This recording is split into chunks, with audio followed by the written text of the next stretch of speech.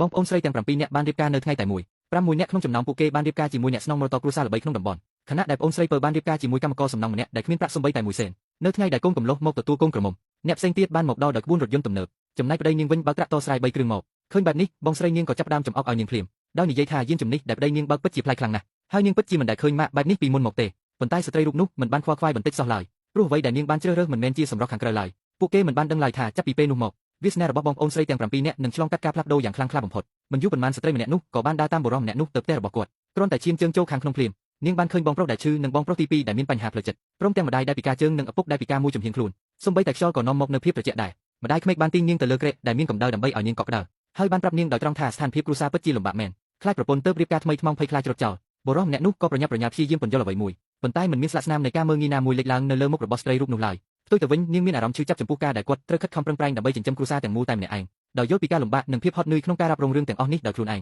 នាងថែមទាំងនិយាយដោយស្មោះត្រង់ថាទោះបីជាទីធ្លាតូចនេះមិនធំទូលាយក៏ដោយក៏វាត្រូវបានរក្សាទុកយ៉ាងមានរបៀបរៀបរយនាងជឿជាក់យ៉ាងមុតមមថាដែលរៀបណាគ្រួសាររួបរวมគ្នាជាធ្លុងមួយនិងខិតខំប្រឹងប្រែងរួមគ្នាជីវិតរបស់ពួកគេនឹងកាន់តែប្រសើរឡើងជាលំដាប់យេបែបនេះម្ដាយក្មេករំភើបចិត្តយ៉ាងខ្លាំងហើយបានប្រគល់សោដូនតាឲ្យនាងភ្លាមបន្ទាប់មកនាងបានប្រកាសយ៉ាងអាឡារិកថាចាប់ពីពេលនេះទៅរាល់កិច្ចការតូចធំក្នុងផ្ទះព្រមទាំងទ្រព្យសម្បត្តិគ្រួសារទាំងអស់នឹងត្រូវបានគ្រប់គ្រងដោយនាងស្ត្រីរូបនោះក៏មានអារម្មណ៍រំភើបចិត្តយ៉ាងខ្លាំងផងដែរនាងគិតក្នុងចិត្តថាជីវិតនៅផ្ទះលំបាកខ្លាំងណាស់ទៅហើយតែម្ដាយក្មេកនៅតែសុខចិត្តប្រគល់លុយកាក់បន្តិចបន្តួចដែលពួកគេមានឲ្យនាងរក្សាទុកពិតជាចាត់ទុកនាងដូចជាសមាជិកគ្រួសារមែននាងមិនបានដឹងឡើយថាសៅនេះតាមពិតទៅគឺគ្រប់គ្រងទ្រព្យសម្បត្តិដ៏ច្រើនសន្ធឹកសន្ធាប់របស់គ្រួសារបុរសម្នាក់នោះដែលមានតម្លៃរាប់ពាន់លានតាមពិតទៅម្ដាយរបស់បុរសម្នាក់នោះដើម្បីសាកល្បងចរិតលក្ខណៈរបស់កូនប្រសារនាពេលអនាគតបានចិត្តនាធ្វើពុតជាគ្រួសារអ្នកក្រនៅតាមជនបទដោយផ្ញើអង្គតែ2គីឡូប៉ុណ្ណោះជាចំនួនការនៅពេលនោះបុរសរូបនោះបានសម្រេចចិត្តលួចលាក់ថានឹងសារភាពការពិតចំពោះនាងឲ្យបានឆាប់តាមដែលអាចធ្វើទៅបានគាត់មិនចង់ឲ្យប្រពន្ធជាទីស្រឡាញ់របស់គាត់បន្តរងទុក្ខជាមួយគាត់ទៀតទេនៅព្រឹកបន្ទាប់មានបង្កងយក្សនិងសាច់គោដ៏មានអាជីរស្ដាក់នៅពេញតាអាហារឃើញបែបនេះស្ត្រីរូបនោះមានការភ្ញាក់ផ្អើលយ៉ាងខ្លាំងហើយក៏បានប្រញាប់ប្រញាល់រំលឹករំលែកម្ដាយក្មេកកុំឲ្យចំណាយលុយខ្ជះខ្ជាយទៀតនាពេលអនាគតដោយខ្លាចការពិតត្រូវបានលាតត្រដាងគ្រួសារក៏បានប្រញាប់